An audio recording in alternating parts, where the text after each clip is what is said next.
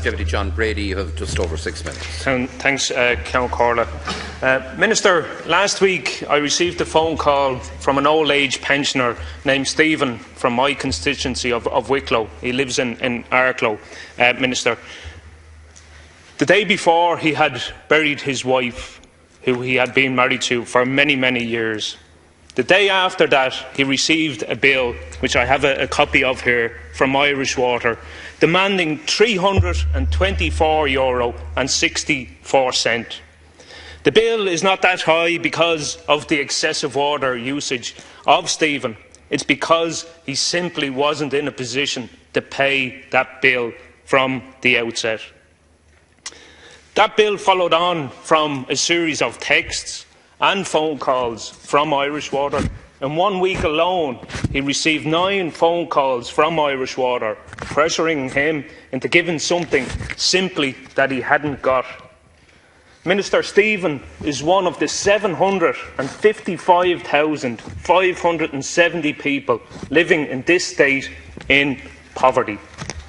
This is an unbelievable rise of 55,000 citizens since your party, Fine Gael, came into power in 2011. His plight and the plight of many of the most vulnerable in society has come under constant attack from this government, from your regressive policies.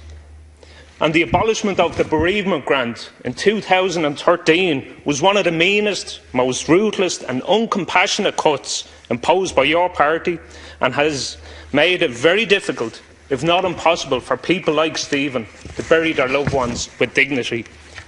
The elderly have seen the abolition of the telephone allowance, a lifeline especially for those living alone in rural Ireland. They've seen increased prescription charges and have left many picking and choosing which medication they can or cannot have.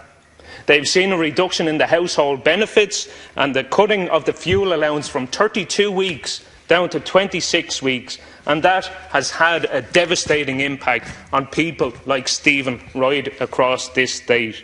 And currently, here in Ireland, we have the largest levels of excess winter mortality anywhere in Europe, with an estimated fatality rate of 2,800 excess deaths each winter.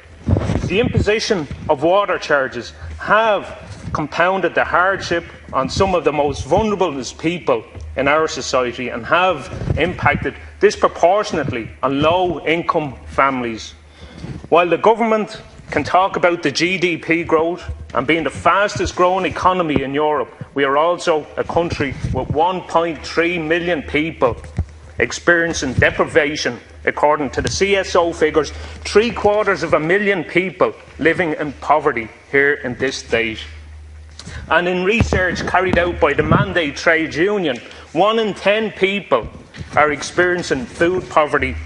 That's nearly 500,000 citizens in this state suffering from food poverty, Minister. The terms of reference for the expert commission need to be expanded to include issues such as how to avoid water poverty. Where water charges have been introduced, water poverty levels have escalated. Almost a quarter of households in England and Wales experience some levels of water poverty due to water charges imposed on people there.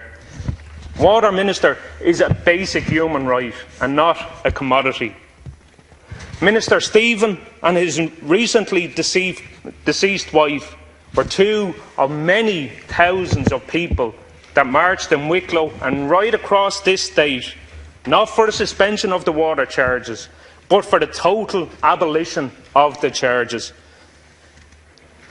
Minister, and a message to Fianna Fáil, Stephen also revealed to me in his conversation last week that he felt he was unfortunately hoodwinked, particularly by Fianna Fáil, as he voted for them in the general election, believing that they would follow through on their manifesto, promising to scrap water charges. And that, Fianna Fáil, was something he was certainly very, very embarrassed to admit to me, that he actually voted for Fianna Fáil. However, it's not too late for you in Fianna Fáil to do the right thing and to stand by your election promise and to get rid of Irish Water and the water charges once and for all. Many people, through intimidation and coercion, reluctantly paid their water charges, effectively paying a third time for such a basic human right. Minister, these payments must be repaid to anyone that has paid this tax to date, and I'm calling you to initiate that process with immediate effect. Minister, it is also critically important that our water services remain in public ownership, to stop water becoming a commodity for the capitalist profiteers.